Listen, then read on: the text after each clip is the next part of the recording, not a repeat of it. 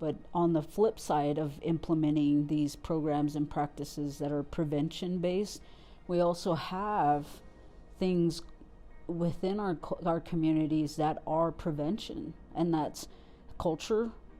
Those are ceremonies and traditions, the rites of passages that still some communities still utilize. There's there's elders. There's a lot.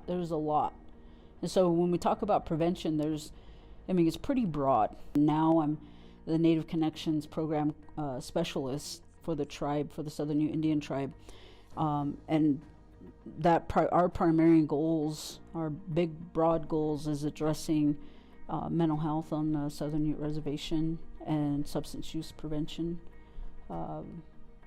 with Native American youth 24 and under. And so prevention to me is just in many things. It's many things. But now that I know what I know now, right, you have all those levels.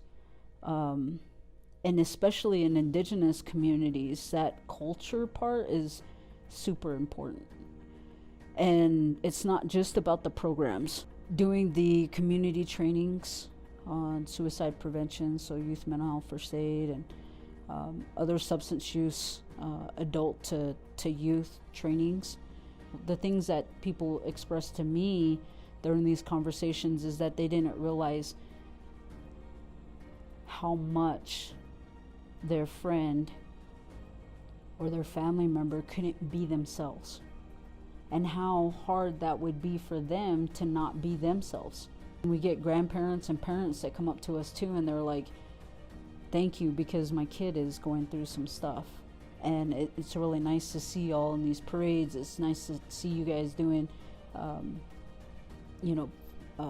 food, like bake sales and stuff like that, because we're out. We try to make sure we're out in the community events so that we're visual. I think it would help a lot because it gives us an understanding of exactly what we're trying to do. It's kind of the baseline foundation of what we got, why, the work, not only why we got into this work, but also how we're going to implement it in our community. Every community is a little different, and understanding your role, right? Understanding your limitations, how to implement, when to implement, how to collaborate, how to network, how all of these things come into play. Just having that foundation and knowledge of the certification, going through that process, I think would help someone kind of break it down into more digestible bites, because it can be overwhelming. It can be super overwhelming. I try to take as much and as many trainings as I can.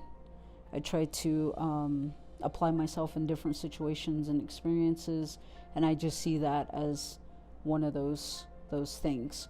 Also, to a lot of the job positions, or some of the criteria, they do want you to be certified. They want you to. That kind of just means, right, you have these trainings, you've gone through this process to become certified. Soak up as much knowledge as possible.